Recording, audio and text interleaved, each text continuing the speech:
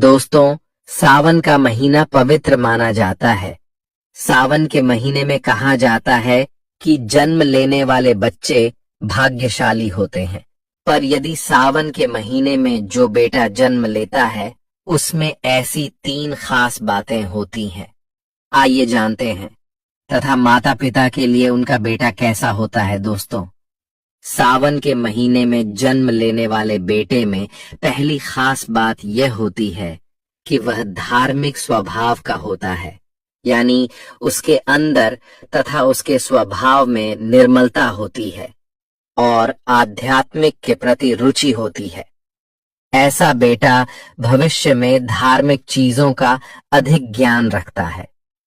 सावन के महीने में जन्म लेने वाले बेटे में शिव की आराधना करने का उत्तम गुण होता है, क्योंकि सावन के महीने में जो बेटे जन्म लेते हैं उन पर महादेव जी की कृपा अवश्य होती है। सावन का महीना किसी भी बेटे के लिए किसी शुभ महीने से कम नहीं होता है।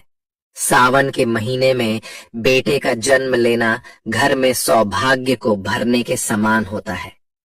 बेटा यदि घर में जन्म लेता है सावन के महीने में, तो उस घर में सौभाग्य भर जाता है तथा ऐसे घर में माता पिता को खूब सम्मान मिलता है।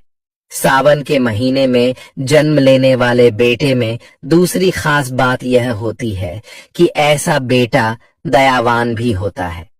दया का गुण ऐसे बेटे में होता है।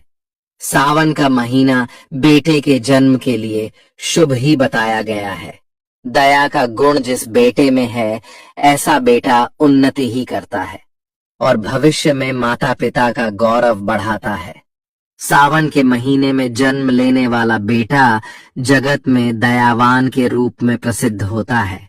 और तीसरी खास बात ऐसे बेटे में यह होती है कि ऐसा बेटा ज्यादा क्रोध करने वाला नहीं होता है, क्योंकि सावन के महीने में जन्मा बेटा क्रोध से दूरी रखता है।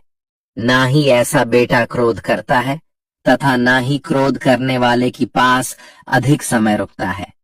भविष्य में ऐसा बेटा क्रोध न करने की आदत से ही सफल हो जाता है, क्योंकि क्रोध करना स्वयं को नष्ट करना होता है। इसलिए जिस बेटे में क्रोध करने का गुण नहीं है, तो ऐसा बेटा उत्तम ही है। इसलिए दोस्तों, सावन के महीने में जन्म लेने वाले बेटे में ऐसी 3 खास बातें होती हैं।